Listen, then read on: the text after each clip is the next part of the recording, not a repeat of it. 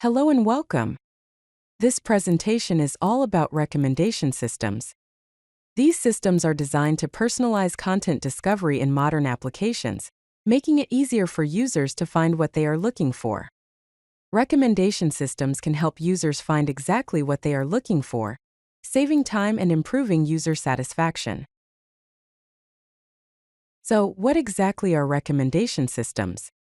They are algorithms that predict and suggest items a user might be interested in. These predictions are based on the user's past behavior and preferences. Think of them as a digital assistant that learns what you like and helps you find more of it. Recommendation systems transform overwhelming choices into personalized experiences. There are two main approaches to building recommendation systems. The first is collaborative filtering, which is based on user behavior patterns and similarities. The second is content-based filtering, which relies on item features and characteristics. Let's explore each of these approaches in more detail. Collaborative filtering leverages the wisdom of the crowd by finding users with similar preferences and recommending items they liked. In other words, it suggests items that people with similar tastes have enjoyed.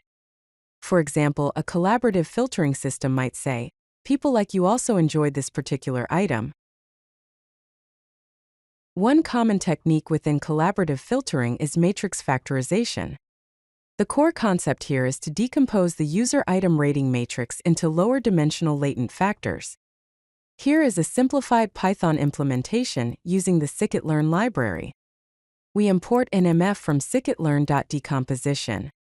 We then initialize the model and set the number of components to 50. After that, we calculate the user factors and item factors using the fit transform method and the components method respectively. Finally, we can predict ratings by multiplying the user factors and item factors. Content-based filtering takes a different approach. It analyzes item characteristics and recommends similar items based on a user's historical preferences. This method focuses on the attributes of the items themselves. For example, a content-based system might say, "More like what you already love." One way to implement content-based filtering is by using term frequency inverse document frequency, or TF-IDF. This technique transforms item descriptions into numerical vectors, weighting words by their importance. Here's a Python example. First, import TF vectorizer from scikit-learn.featureextraction.txt. Then, initialize the vectorizer, setting the maximum number of features to 1000. After that, calculate the item features using the fit transform method. To determine the similarity, import cosine similarity from scikit-learn.metrics.pairwise and calculate the similarity matrix using the cosine similarity function. Let's compare the two approaches.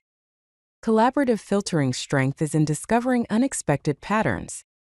However, it faces the cold start problem where it struggles with new users or items. Content-based filtering, on the other hand, works well for new items but can suffer from limited diversity in its recommendations. Often, hybrid approaches that combine both methods yield the best results. By leveraging the strengths of both collaborative and content-based filtering, these hybrid systems can provide more accurate and diverse recommendations. If you like this video, hit that like button and don't forget to subscribe. Visit CodeLucky.com for more such useful content.